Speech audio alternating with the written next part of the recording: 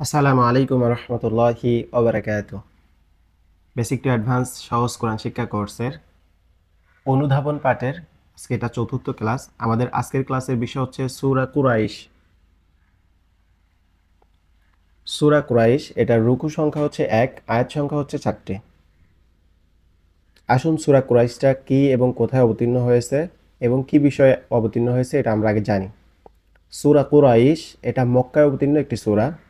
এটির ৪টি আয়াত আছে বা ৪টি আয়াত নিয়ে গঠিত এবং কুরাইশ গোত্রের প্রতি আল্লাহ তাআলার দানের কথা উল্লেখ করা হয়েছে এই সূরাটিতে এবং তাদেরকে আল্লাহ পাক রব্বুল আলামিন কিভাবে সম্মানিত করেছেন, কিভাবে তাদেরকে রক্ষা করেছেন, কিভাবে তাদেরকে সাহায্য করেছেন, এই বিষয়টা আল্লাহ পাক রব্বুল আলামিন কুরাইশদেরকে স্মরণ করিয়ে দেওয়ার জন্য এই সূরাটা নাজিল করা হয়েছে। এই সূরাটি সূরা আল ফিলের সাথে সম্পৃক্ত, যা কাবার পবিত্রতা রক্ষায় যা কাবার পবিত্রতা রক্ষার জন্য আল্লাহর অনুগ্রহ এবং কুরাইশ গোত্রের প্রতি তার বিশেষ দানের কথা স্মরণ করিয়ে দেয়। আমরা যদি প্রথমে শব্দার্থগুলো দেখি তাহলে আমাদের পুরো সূরাটার অর্থগুলা বুঝতে সুবিধা হবে। প্রথম শব্দটা হচ্ছে লি ইলাফি। লি ইলাফি, এখানে একালিফ টান হবে মদের নিয়ম অনুযায়ী। এই যে লি ইলাফি, লি ইলাফি অর্থ হচ্ছে কি অভ্যস্ততার জন্য। অভ্যস্ততা মানে কি অভ্যাস তৈরি করা বা কোনো বিষয়ে অভ্যস্ত করা। রেহলা, রেহলা বলতে কি বোঝানো হয়েছে? যাত্রা। যাত্রা, কোনো জায়গায় ভ্রমণ করা, কোনো জায়গার উদ্দেশ্যে বের হওয়া, কোনো জায়গার উদ্দেশ্যে যাওয়া। আশিতা, আশিতা অর্থ হচ্ছে শীত, শীতকাল যেটা আমরা জানি শীত। তারপরে ওয়াস সয়িফ, ও মানে আর সয়িফ মানে হচ্ছে গ্রীষ্ম। তাহলে আল্লাহ পাক রব্বুল আলামিন এই সূরার মধ্যে দুইটা কালের কথা বলেছেন, একটা হচ্ছে শীত, একটা হচ্ছে গ্রীষ্ম। এরপরে দেখেন ফালিয়াবুদু, তাই তারা যেন ইবাদত করে, তাই তারা যেন ইবাদত করে। হাদা, এই শব্দগুলো কোরআনের মধ্যে বহুল ব্যবহৃত। এখানে যে শব্দগুলো আছে, এখানে এই আপনার সবগুলা শব্দই খৌফ, সব শব্দগুলাই অনেক বেশি ব্যবহৃত।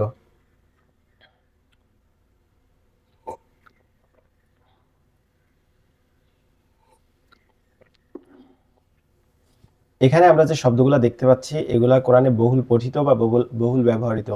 প্রথম শব্দটা যদি দেখি, হাদা, হাদা মানে এটা, কাছের কোনো জিনিসকে বুঝাইতে এই শব্দটা ব্যবহার করা হয়। আল বাইত, ঘর বাড়ি। আল বাইত মানে হচ্ছে কি ঘর বাড়ি। আল্লাযী, সে অথবা যে। জু মানে হচ্ছে ক্ষুধা, আর খৌফ মানে হচ্ছে ভয়। আল্লাহ পাক রব্বুল আলামিন এই সূরার মধ্যে কুরাইশদেরকে দুইটা জিনিস থেকে রক্ষা করেছেন, একটা হচ্ছে ক্ষুধা আর একটা হচ্ছে ভয় থেকে। আমরা এই শব্দগুলো সুন্দরভাবে আমাদের হোমওয়ার্ক হিসেবে বাসার মধ্যে মুখস্থ করে ফেলবো। আমরা এখন আয়াতের ব্যাখ্যার দিকে যাই। আমরা যদি প্রথম আয়াতে দেখি, প্রথম আয়াতে আল্লাহ পাক রব্বুল আলামিন বলতেছেন লিইলাফি কুরাইশ, কুরাইশদের অভ্যস্ততার জন্য, কুরাইশদের অভ্যস্ততার জন্য। এখানে আল্লাহ পাক রব্বুল আলামিন এই শব্দ দ্বারা বুঝিয়েছেন ইলাফি, শব্দের অর্থ হচ্ছে অভ্যাস বা অভ্যস্ততা। আল্লাহ পাক রব্বুল আলামিন এখানে কুরাইশদের অভ্যস্ত করার জন্য বা সহনশীল করার ব্যাপারে একটা কথা বলেছেন, এইটা উল্লেখ করেছেন। কুরাইশ গোত্রের জন্য আল্লাহ তাআলা যে শান্তি, স্থিতিশীলতা এবং বাণিজ্যিক সুযোগ প্রদান করেছেন তা বোঝানো হয়েছে এই ইলাফি দ্বারা। ইবনে কাসির রাহমাহুল্লাহ বলেন, কুরাইশ গোত্রের এই ঐক্য এবং স্থিতিশীলতা ছিল কাবার কাছাকাছি। কাবার কাছাকাছি তাদের অবস্থানের কারণ, তারা ছিল তাদের গোত্রের মধ্যে খুবই স্থিতিশীল এবং ঐক্যবদ্ধ, যার কারণে আল্লাহ পাক রব্বুল আলামিন তাদেরকে কাবার কাছাকাছি অবস্থানের সুযোগ করে দেন।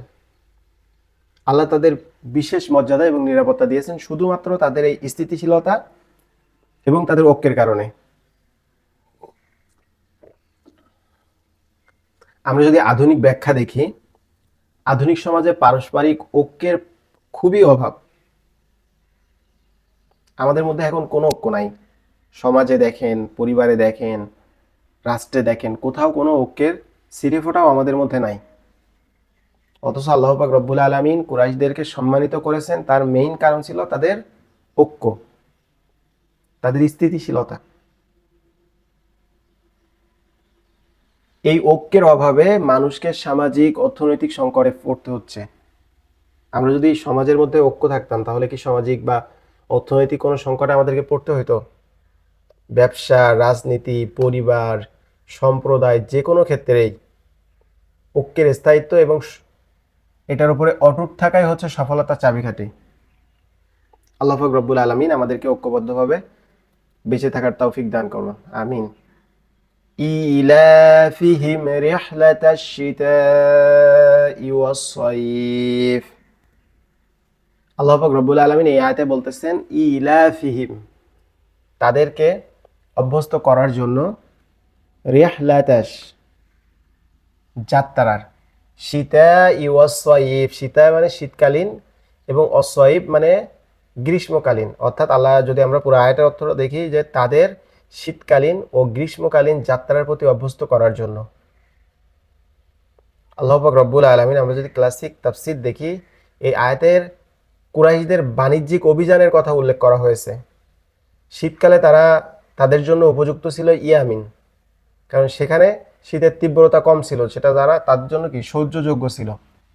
এবং গ্রীষ্মকালে তারা সিরিয়ায় যেত, যেখানে গ্রীষ্মের জন্য আধুনিক, যেখানে গ্রীষ্মের জন্য কি উপযোগী, মানে সময় উপযোগী একটা পরিবেশ অনুযায়ী আল্লাহ পাক রব্বুল আলামিন তাদের যাত্রায় সময় উপযোগী পরিবেশের উপর ভিত্তি করে তাদের যাত্রার উপরে কি করতেছেন, অভ্যস্ত করতেছেন। এই বাণিজ্যিক যাত্রাগুলো তাদের জীবিকার একটি বড় উৎস ছিল, মেইন আর্নিং সোর্স ছিল তাদের। আধুনিক ব্যাখ্যায় যদি আমরা আসি, আধুনিক যুগে একটি দেশের অর্থনৈতিক স্থিতিশীলতা এবং বৈশ্বিক যোগাযোগের প্রতিষ্ঠা একটি কি বড় শক্তি। আপনার শক্তিটা কোথা থেকে আসবে? যে আপনার বৈশ্বিক বিশ্বের সাথে কতটুকু যোগাযোগ আছে, কতটুকু আপনার সাথে তাদের কোলাবোরেশন আছে। আপনার অর্থনৈতিক স্থিতিশীলতা, অর্থাৎ যে কোনো পর্যায়ে আপনি অর্থনীতিটাকে, আপনার দেশের অর্থনীতিটা যেন কোলাপস না করে, কতটুকু আপনি স্টেবল করে রাখতে পারতেছেন, এটা এটা আপনার প্রতিষ্ঠা বা আপনার শক্তির একটা বড় বহিঃপ্রকাশ। ব্যবসা এবং বাণিজ্যের নিরাপত্তা এবং আন্তর্জাতিক সহযোগিতা সমাজের অগ্রগতির জন্য খুবই গুরুত্বপূর্ণ। ব্যবসা করেন বলেন, তারপরে বাণিজ্য আপনি কার সাথে করবেন? শুধু কি দেশের মধ্যে, নাকি বাইরের দেশেও করতে হবে? বাইরের দেশে করার ক্ষেত্রে যদি আপনার নিরাপত্তা এবং আন্তর্জাতিক সহযোগিতা থাকে, তাহলে আপনি সামাজিকভাবে বা সমাজে খুবই বেশি ডেভেলপ করতে পারবেন বা অনেক বেশি অগ্রগতি করতে পারবেন। অগ্রগতির জন্য গুরুত্বপূর্ণ হবে এটা। তৃতীয় নম্বর আয়াতে যদি আমরা খেয়াল করি, ফালিয়াবুদু রাব্ব হাযাল বাইত, আল্লাহ বলতেছেন আমি যেহেতু তোমাদেরকে এত এত অনুগ্রহ দিয়েছি, অতএব তারা এই গৃহের রবের ইবাদত করুক। আল্লাহ যখন তাদেরকে অনেক নিয়ামত দিয়েছেন, তারপর আল্লাহ নিজেই বলতেছেন যে তারা যেন এই গৃহের রবের ইবাদত করুক। গৃহের রবের ইবাদত বলতে কাবার রবকে, কাবার রব হচ্ছে আল্লাহ তাআলা। এই আয়াতে আল্লাহ নির্দেশ দিচ্ছেন, আমরা যদি ক্লাসিক তাফসিরে দেখি, এই আয়াতে আল্লাহ তাআলা নির্দেশ দিচ্ছেন কুরাইশদের উচিত কাবার প্রতিপালক আল্লাহ তাআলার একনিষ্ঠ ইবাদত করা। একনিষ্ঠ বলতে কি? ইখলাসের সহিত, তার সাথে কাউকে শরিক না করা, গোমরাহি না করা।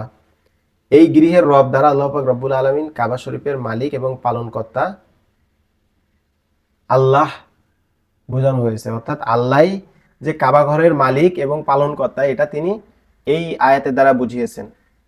আল্লাহ তাদের বাণিজ্য, জীবিকা, নিরাপত্তা দিয়েছেন, তাই তাদের কৃতজ্ঞতা কি প্রকাশ করা উচিত। আপনাকে যখন আল্লাহ পাক রব্বুল আলামিন এত কিছু দিচ্ছে, আপনারও উচিত আল্লাহর শুকরিয়া আদায় করা। আমরা যদি আধুনিক ব্যাখ্যায় আসি, অনেক সময় মানুষ জীবনের সাফল্য এবং নিরাপত্তাকে নিজেদের প্রচেষ্টার ফলাফল মনে করে, যে আমি কষ্ট করছিলাম বলে এরকম হয়েছে, কিন্তু এটা সম্পূর্ণ ভুল ধারণা। এই আয়াত আমাদেরকে স্মরণ করিয়ে দেয় আমাদের প্রতিটি সফলতা, যেটা ছোট হোক কিংবা বড়, সব কিছুর পিছনেই আল্লাহর অবদান। আল্লাহ তাআলা আমাদেরকে দান করেছেন বিধায় আমরা সফল হতে পেরেছি। এটা আমাদের শেখায় আত্মকেন্দ্রিক হওয়ার পরিবর্তে আল্লাহর প্রতি কৃতজ্ঞ হতে হবে এবং তার পথে কাজ করতে হবে, তার পথেই কাজ করতে হবে।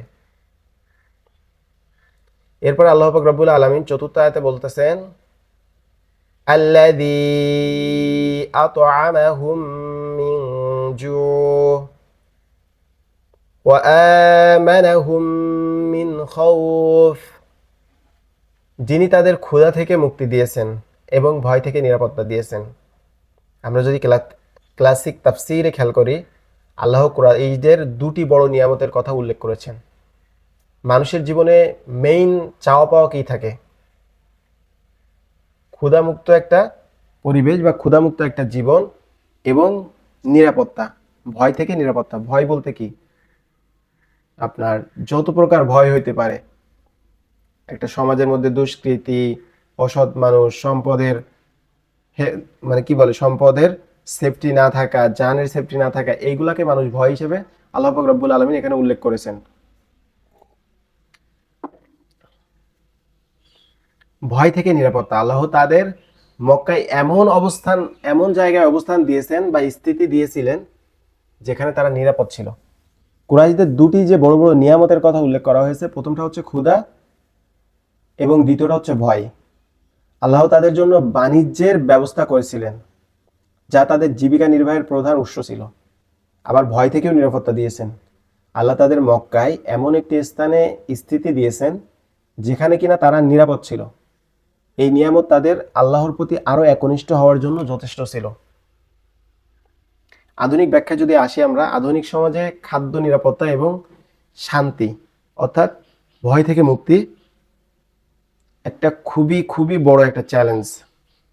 প্রতিনিয়ত আমরা দেখতে পাই যে বাচ্চাগুলোকে ধর্ষণ করা হচ্ছে, পথের মধ্যে ছিনতাই করা হচ্ছে, হাজব্যান্ড ওয়াইফকে মেরে ফেলা হচ্ছে। এগুলো আমাদের কি আত্মা কাঁপিয়ে উঠায় না? এইগুলা থেকে সেফ থাকা, এটাই তো ভয় থেকে নিরাপদ না? শান্তি একটি ভীষণ ভীষণ বড় চ্যালেঞ্জ। এই আয়াতে আমাদের শেখায় একটি সমাজ বা জাতির উন্নতির জন্য ক্ষুধামুক্ত সমাজ এবং নিরাপত্তা অত্যন্ত গুরুত্বপূর্ণ। আমাদের উচিত নিজেদের এবং নিজেদের সমাজের প্রয়োজন মেটানোর জন্য কাজ করা এবং আল্লাহ তাআলার এই নিয়ামতের জন্য কৃতজ্ঞ হওয়া, আল্লাহর শুকরিয়া আদায় করা। আল্লাহ পাক রব্বুল আলামিন আমাদের সবাইকে এই সূরার আয়াতের অর্থগুলা বোঝার এবং মুখস্থ করার তৌফিক দান করুক। দেখা হবে আগামী ক্লাসে ইনশাআল্লাহ। সবাই ভালো থাকবেন, সুস্থ থাকবেন। আসসালামু আলাইকুম ওয়া রাহমাতুল্লাহি ওয়া বারাকাতুহু।